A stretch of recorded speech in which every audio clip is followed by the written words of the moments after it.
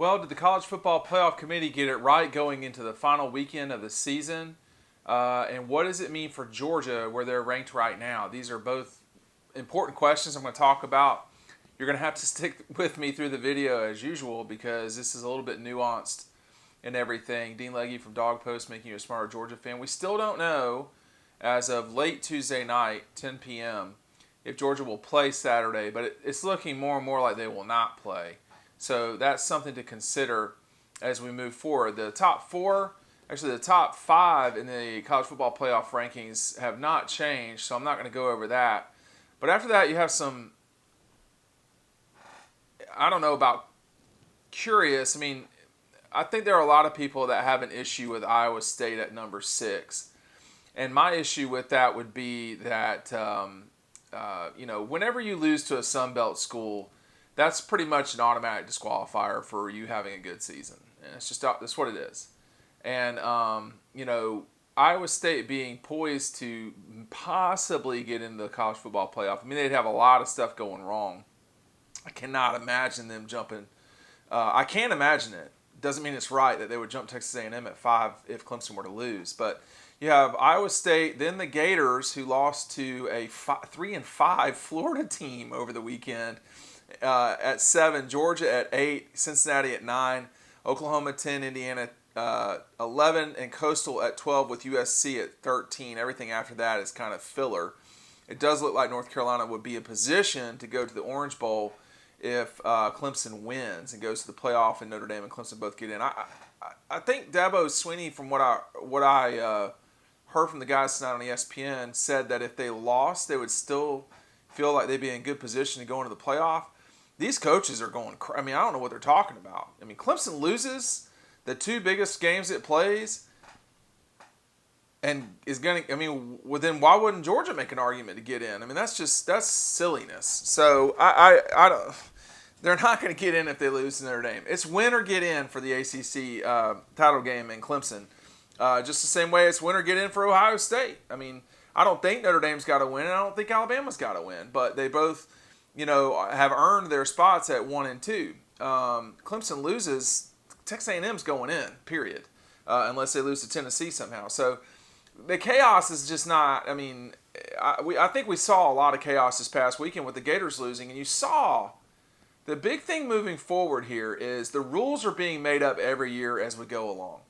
If this is about the best 4 teams, I don't know if you've got the best 4 teams or not, but that you see a Florida team lose like that, and they will probably lose to Alabama, I don't think they're going to drop below Florida, because they will not be penalized for losing to Alabama.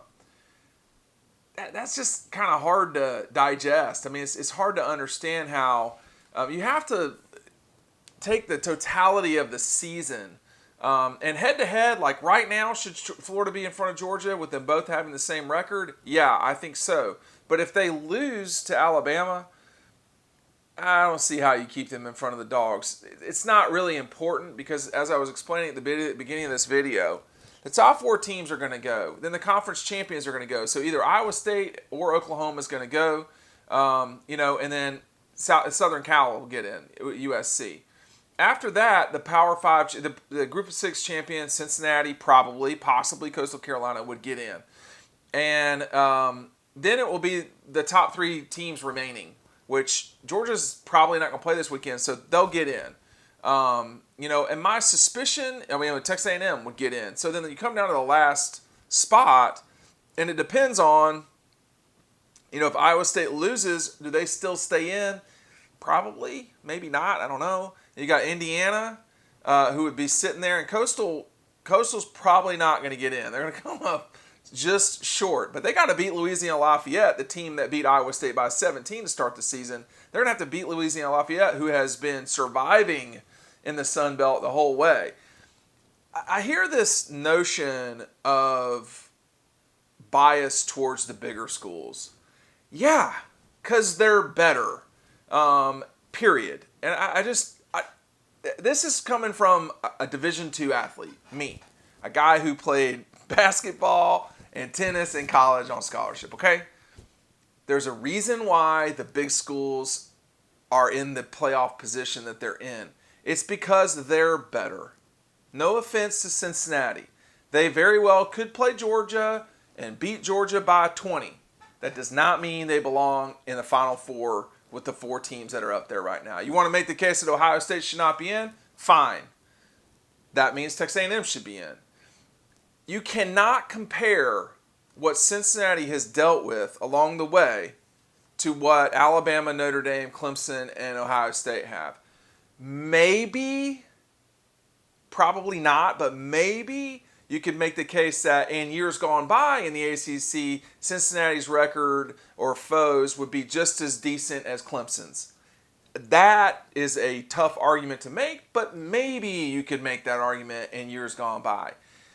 I don't want to hear about Cincinnati. I mean, Cincinnati has not dealt with anybody the level that Georgia's top certainly top 2 teams, but possibly top 3 teams. I mean, you've got 4 teams in the SEC in the top 8.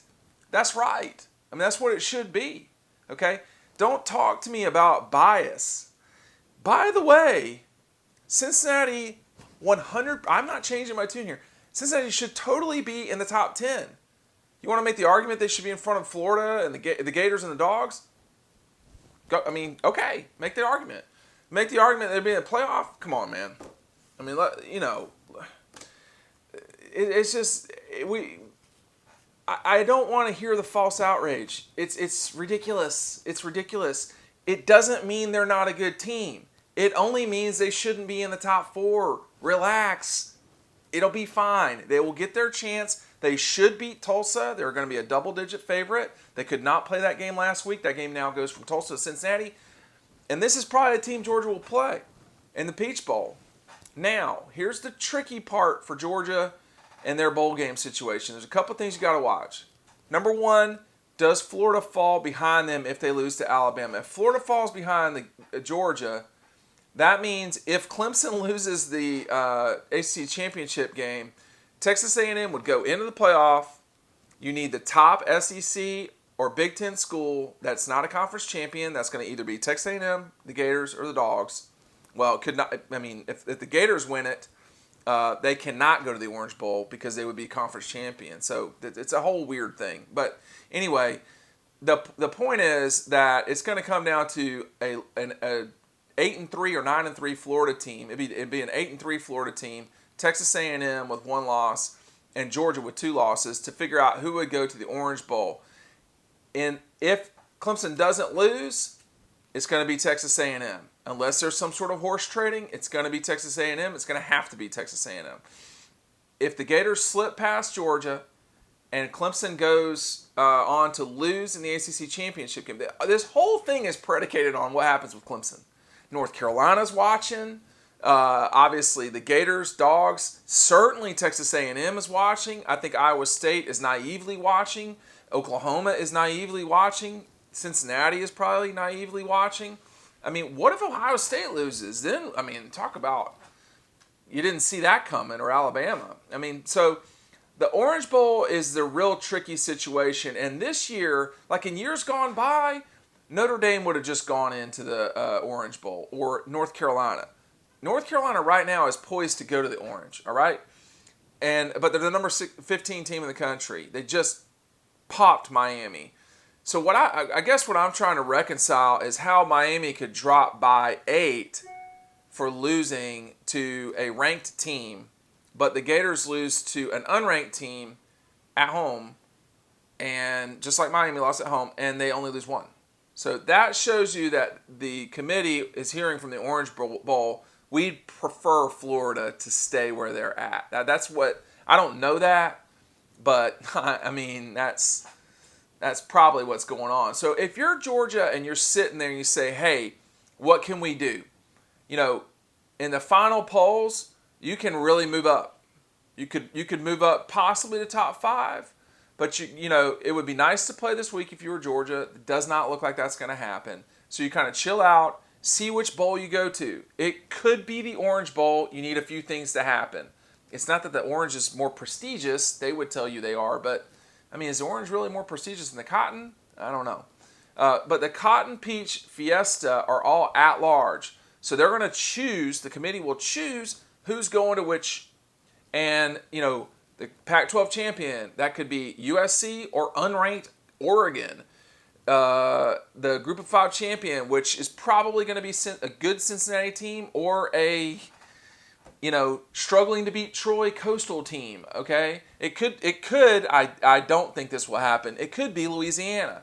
That would mean Cincinnati would have to fall further past Louisiana, who is at 19. And I don't think Cincinnati's going to lose to Tulsa. So we'll just see. If they do, we'll take it from there. But right now, what you're seeing are these bowls are saying who makes the most sense where. Some SEC team is probably going to have to go to the Cotton Bowl. And the Cotton Bowl is going to want Texas A&M. Okay? Just the way the Peach Bowl wants Georgia. And I'm sure the Orange Bowl wants the Gators. But we don't get to choose these things. And the question will be, who winds up in the Fiesta opposite the Pac-12 champion? Because that's where they'll go. They could go to the Cotton Bowl, but it's pretty unlikely. So who will wind up opposite the Fiesta Bowl champion? That could be Indiana. That could be Iowa State. If Oklahoma wins the Big 12, you should look for the Cotton to try to match them up with an SEC school. Oklahoma with an SEC school in the Cotton, probably Texas A&M. Although, again, by rule, that has to be the Orange Bowl. And I just don't know how militant in this year that everyone's going to be about what, it's looking like the Rose Bowl might not even take place at the Rose Bowl. That is not out of the realm of possibility. So let's just see what happens. Do I think it's right for Georgia to be at 8? If they're playing tomorrow, I would take them against Iowa State for sure, the Gators, and, the A&M game would be a tough fight for both schools. Against Cincinnati, you would take Georgia. I think Oklahoma is hot. I don't know that you'd want a lot of part of Oklahoma. Indiana, Coastal, SC, Northwestern. These are not schools that you would think Georgia would have a bunch of trouble with. North Carolina is scoring, and so, just like Georgia, and just like all the other top 4 schools. That's the difference between Georgia from 4 weeks ago, whatever it was. That's the difference between Georgia and Jacksonville and beyond. They are an impressive team right now. They are hot. And a little bit like Texas A&M tonight, I thought that the guys on the TV show should have talked a lot more about Texas A&M. They didn't really mention anything about Georgia. There was more discussion about USC and Ohio State. USC is not deserving of being in the top 10. I think they've got it right here. Just because you're undefeated, you've survived Arizona, you survived Arizona State, and you survived UCLA. These are not, those are not good. And, I don't know. But we'll see here. Now, I think Georgia's going to wind up in the Peach Bowl. But that's right now. Well, let's just see. Are they going to play Saturday? Doubt it. If they do they win? Probably. And then what happens on Saturday? You should think Alabama over the Gators. Clemson's a 10-point favorite over Notre Dame, which seems like a lot to me. And then Ohio State's a 20-point favorite. Cincinnati is a 2-touchdown favorite. And OU is about a 4-point favorite over Oklahoma State. All those things combined are going to affect where Georgia goes. But the smart money, probably 65% right now, is on the Peach Bowl, playing Cincinnati. So we'll see just how good Cincinnati is. If they do not beat Georgia in the Peach Bowl, no one ever remembers all this, but a win doesn't get you into the playoff. It's what it is. In 2018, Georgia should have been in the playoff. They just should have been. So that's all there is to it. But they weren't. They didn't take the 4 best teams. They took the 4 most deserving teams. What are they going to do this year? And I think that's the problem with the college football playoff. It's 4 is better than 2. And I don't think you necessarily have to have 8. But sometimes 4 is not enough. And I don't know. But if you don't win your conference, Clemson, Notre Dame, you're asking for trouble. Dean Legge from Dog Post, making you a smart Georgia fan. You see the Brock Vandergrift up there? Talking real fast.